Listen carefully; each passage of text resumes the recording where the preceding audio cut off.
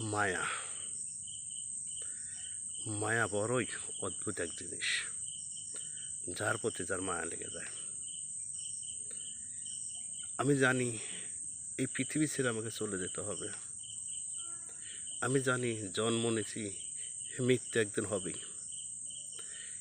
কিন্তু যে একটা কথা আছে যে মায়ার বাঁধনে বেঁধে গেছি, পৃথিবী ছাড়তে মন চায় না।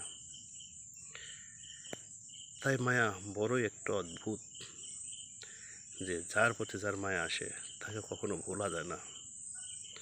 যার প্রতি যার মায়া থাকে তাকে ছেড়ে চলে যেতে মন চায় না।